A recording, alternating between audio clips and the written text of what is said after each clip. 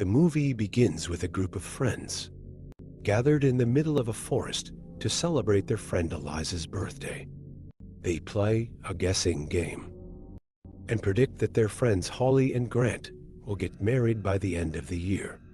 Because their love story is seen as epic, and everyone envies their bond, Grant gets upset by their comments and excuses himself, saying he's going to get a drink from the mansion they've rented to stay in after the party.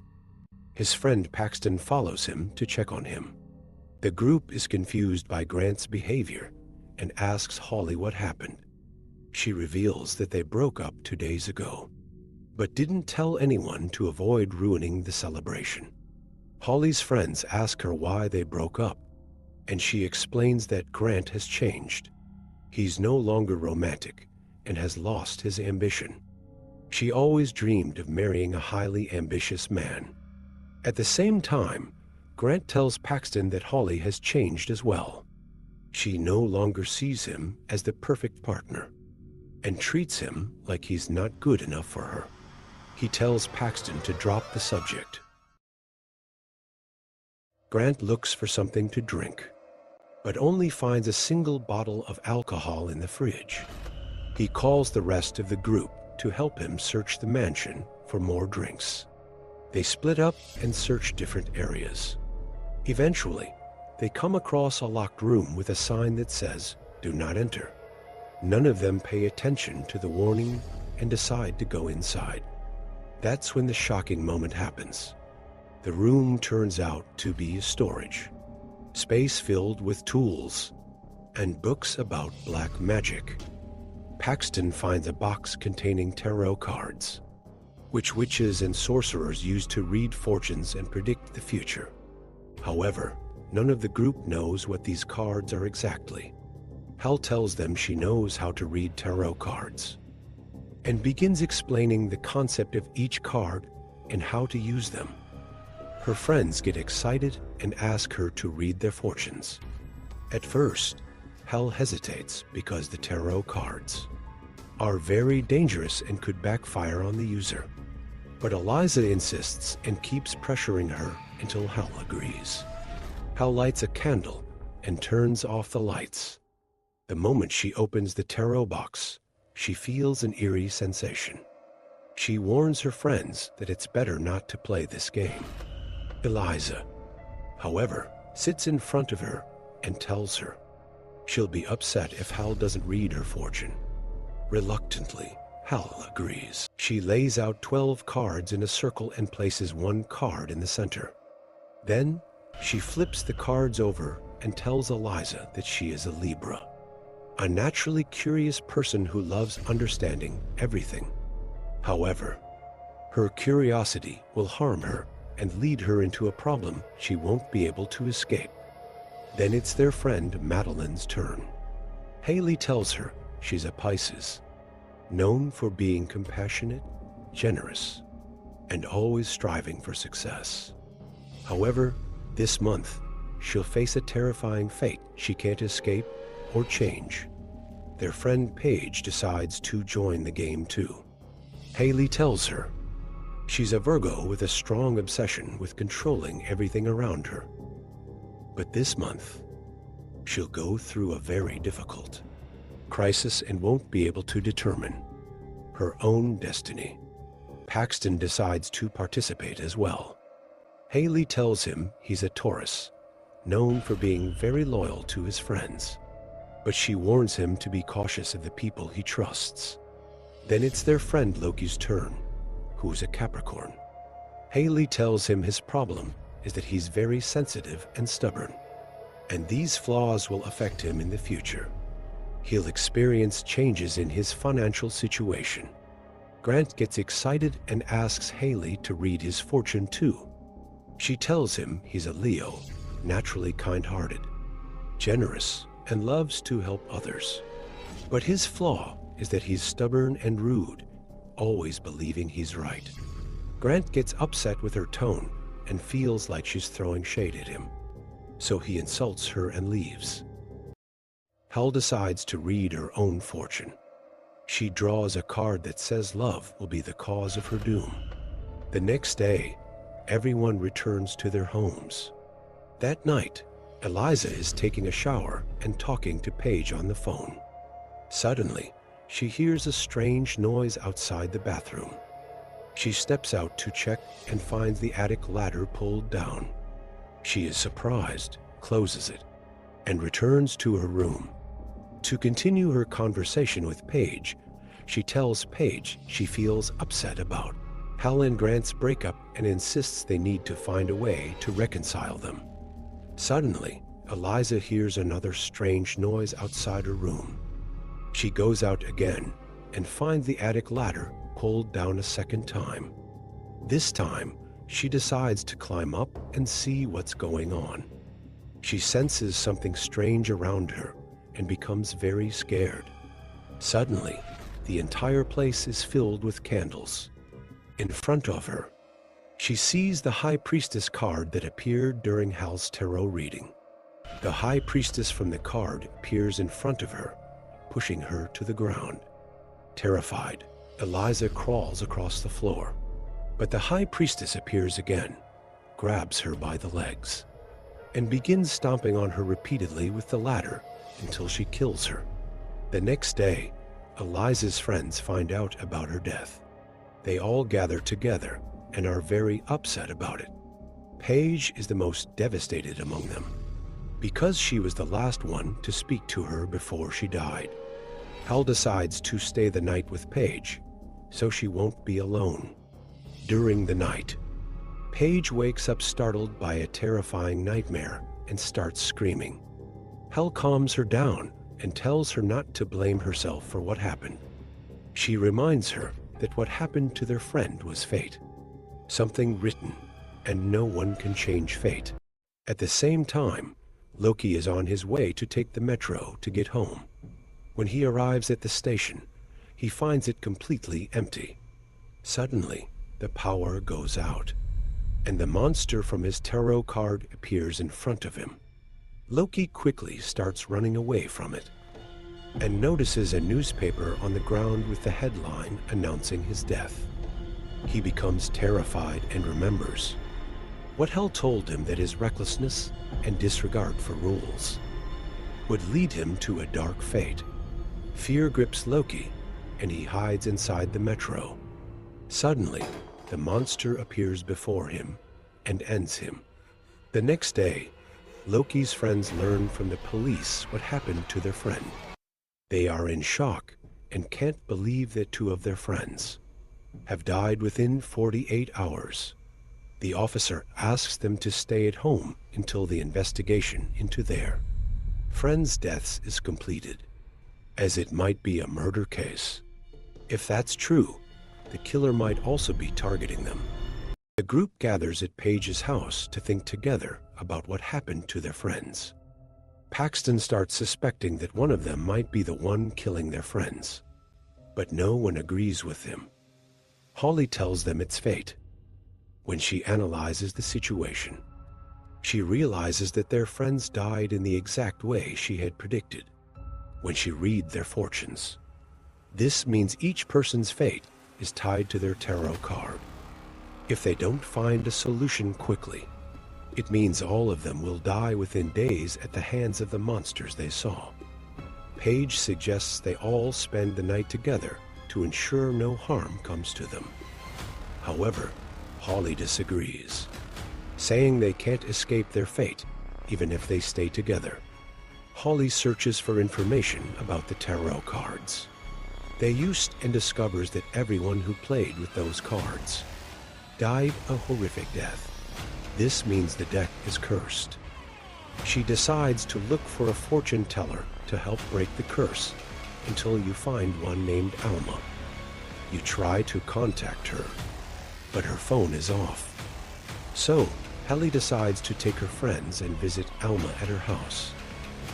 At night, they all arrive in front of Alma's house and knock repeatedly, asking her to open the door. But she refuses and tells them to leave. Helly refuses to leave and tells Alma that she needs her help because two of their friends died after having their fortunes read, and now anyone in their group could be next. Elma opens the door and lets them in. She then asks Helly to describe the tarot cards she used.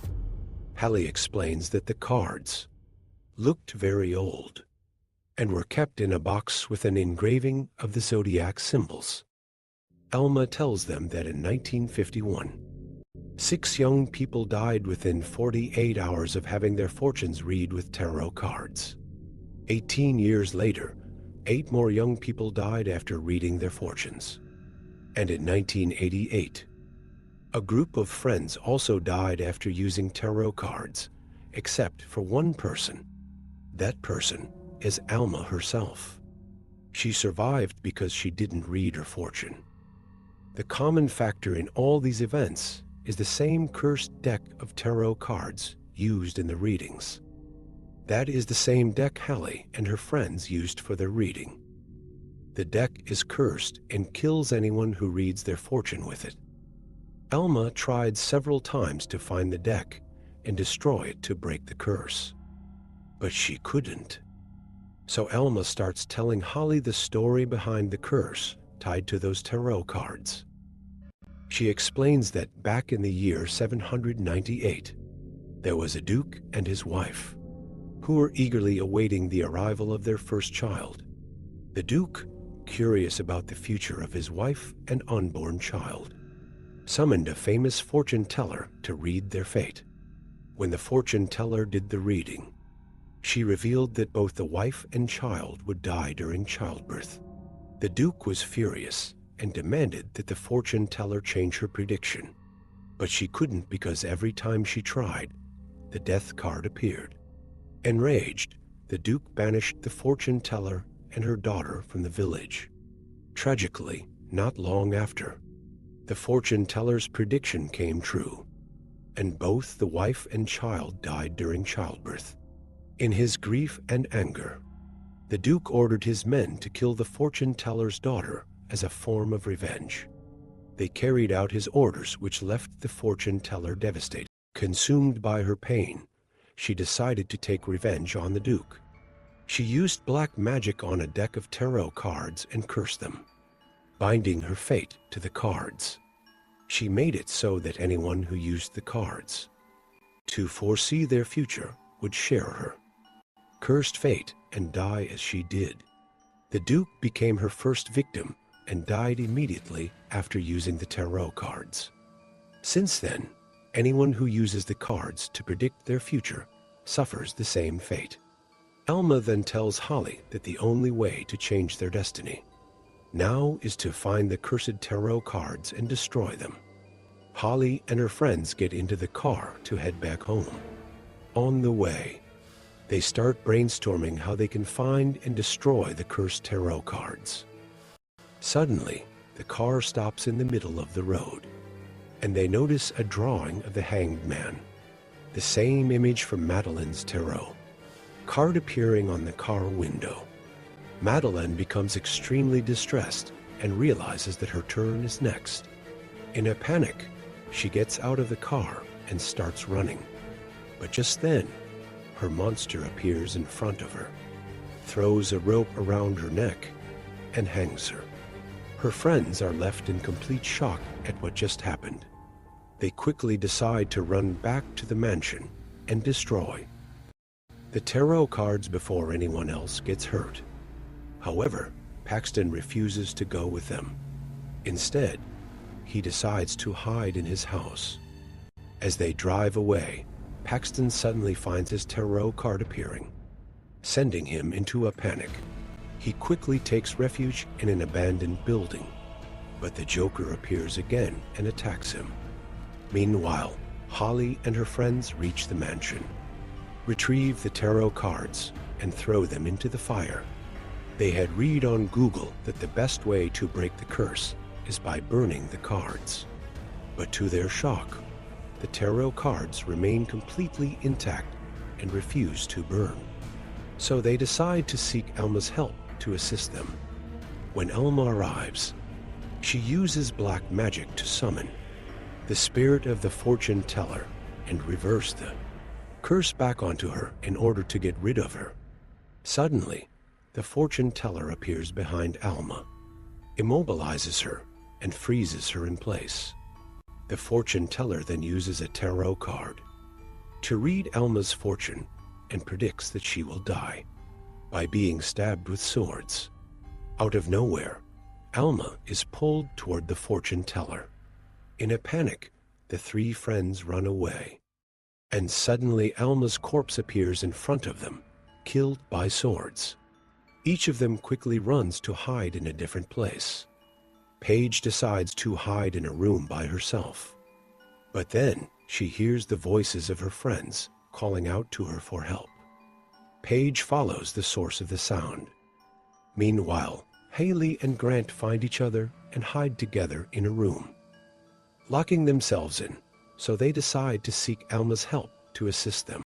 Who has reached the source of the sound, only to be shocked to see the magician from her tarot card, standing on a stage in front of an audience of monsters, eagerly awaiting the show he's about to perform. The magician places Paige inside a box and starts sawing her in half. Paige screams loudly in agony. When Haley hears her friend's screams, she breaks down crying, feeling immense guilt because she couldn't help her. Grant sits next to her and asks her not to blame herself for what happened.